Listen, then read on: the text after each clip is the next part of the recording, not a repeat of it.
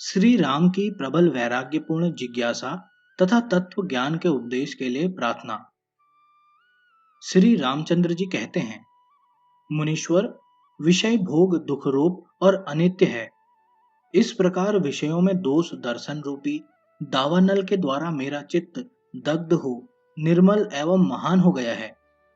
अतः जैसे जलाशयों में मृग तृष्णा का उदय नहीं होता, उसी तरह मेरे उस चित्त में भोगों की आशा अंकुरित नहीं होती।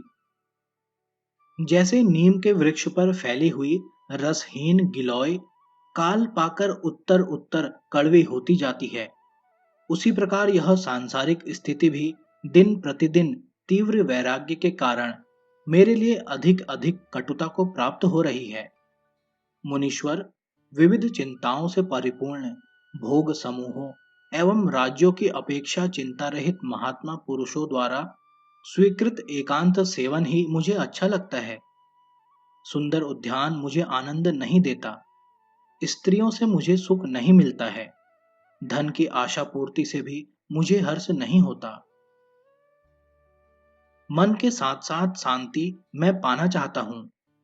मैं न तो मृत्यु का अभिनंदन और न जीवन का ही स्वागत करता हूँ। जिस तरह संताप रहित होकर स्थित हूँ, उसी तरह रह रहा हूँ।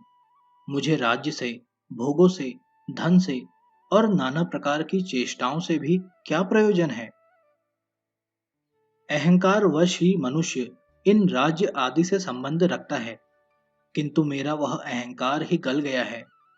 अतः मेरे लिए इनकी आवश्यकता नहीं रह गई है।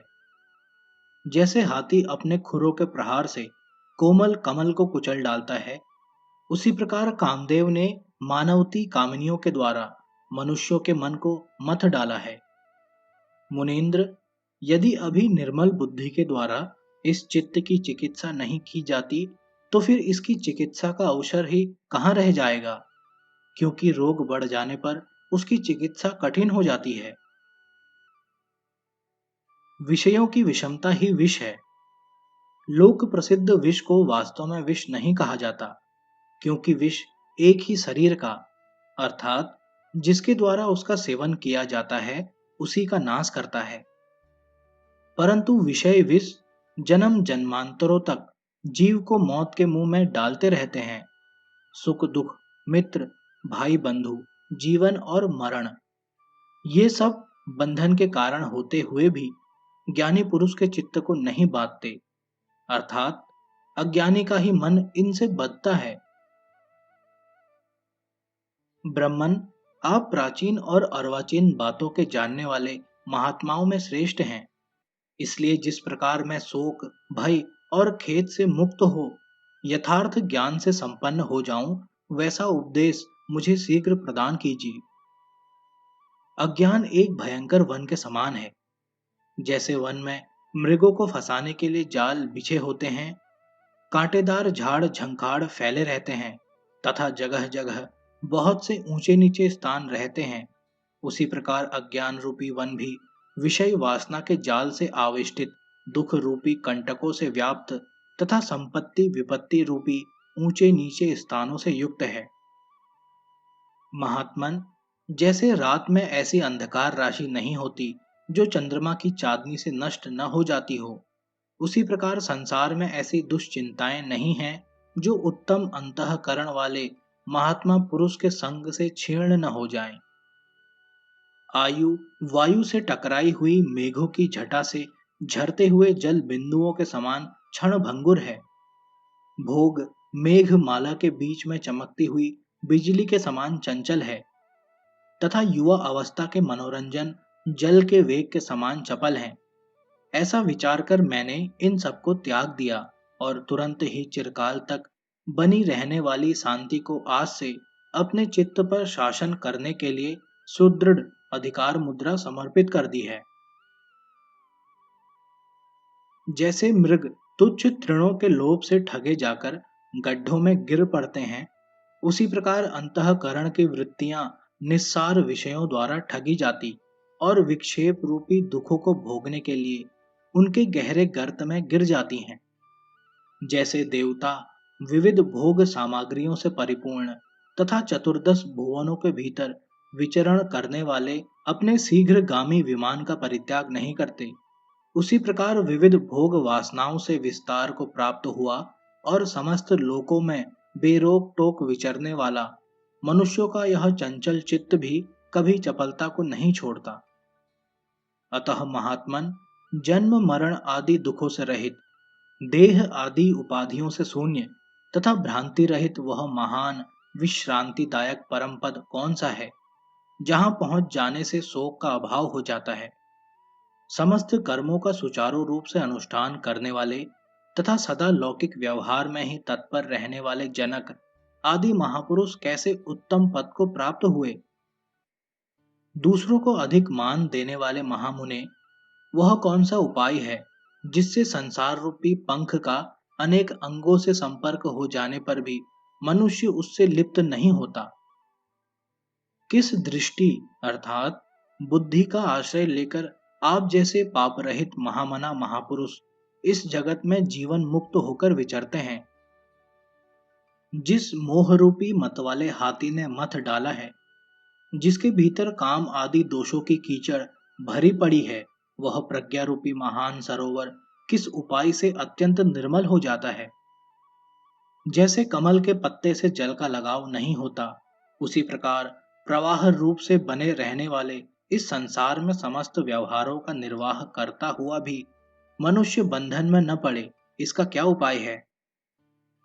संपूर्ण प्राणियों को आत्मा के समान तथा इस समस्त भोग प्रपंच को तिनके के समान समझने वाला और मन की काम आदि वृत्तियों का स्पर्श न करने वाला मनुष्य कैसे श्रेष्ठ पद को प्राप्त हो सकता है। जिसने संसार रूपी महासागर को पार कर लिया हो, ऐसा कौन सा महापुरुष है जिसके चरित्र का अनुसरण करके मनुष्य कभी दुखी नहीं होता। वह प्राप्त करने योग्य कल्याण और फल क्या है। इस विषय संसार में अर्थात इसे पार करने के लिए कैसे व्यवहार करना चाहिए। प्रभो, मुझे तत्व का कुछ उपदेश दीजिए, जिससे मैं ब्रह्मा जी के द्वारा रचित इस अव्यवस्थित जगत का पूर्वापर अर्थात आदि अंत समझ सकूं। इस संसार में ग्रहण करने योग्य वस्तु क्या है, त्याज्य वस्तु क्या है, तथा इन दोनों से भिन्न अग्राह्य तथा अत्याज्य वस्तु क्या है। मनुष्यों का यह चंचल चित्त किस प्रकार पर्वत के समान स्थिरता एवं शांति को प्राप्त करे।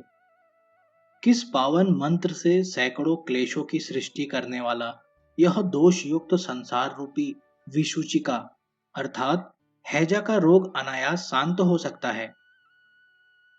महात्मन, जैसे वन में कुत्ते विभिन्न जंतुओं के अधमरे शरीर को पीड़ित करते रहते हैं, उसी तरह नाना प्रकार के संशय सर्व उत्कृष्ट आनंदमय ब्रह्म पद में आत्यंतिक निष्ठा से रहित पुरुष को सदा कष्ट देते रहते हैं। मुनीश्वर, ऐसा कौन सा उपाय है, क्या गति है, कौन सा चिंतन है, क्या आश्रय है तथा कौन सा साधन है, जिसका अवलंबन करने से यह जीवन रूपी वन भविष्य में अमंगलकारी न हो।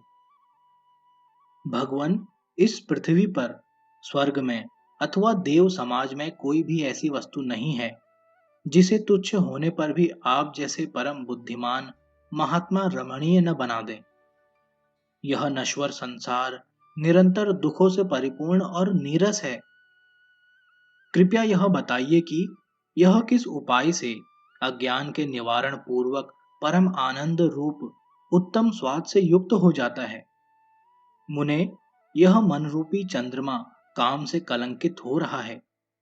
इसे किस साधन एवं विधि से धोया जाए कि उससे अत्यंत निर्मल एवं परम आह्लादमयी दिव्य चांदनी का उदय हो, जिसे संसार की गति का अनुभव है और जिसने निष्काम भाव के द्वारा दृष्ट एवं अदृष्ट कर्म फलों का विनाश कर दिया है। ऐसे किस महापुरुष की भांति हमें इस संसार रूपी वन की गलियों में विचरते समय व्यवहार करना चाहिए। प्रभो, किस उपाय का आश्रय लिया जाए जिससे संसार रूपी वन में विचरने वाले जीव को राग द्वेष रूपी बड़े बड़े दोष तथा भोग समूह एवं ऐश्वर्य रूपी हिंसक जंतु कष्ट न दे सकें। मुनिश्रेष्ठ, तीनों लोकों में मन की जो मननशालिनी सत्ता अर्थात विषय चिंत रूप अस्तित्व है, उसे किस साधन रूप युक्ति के बिना नष्ट नहीं किया जा सकता।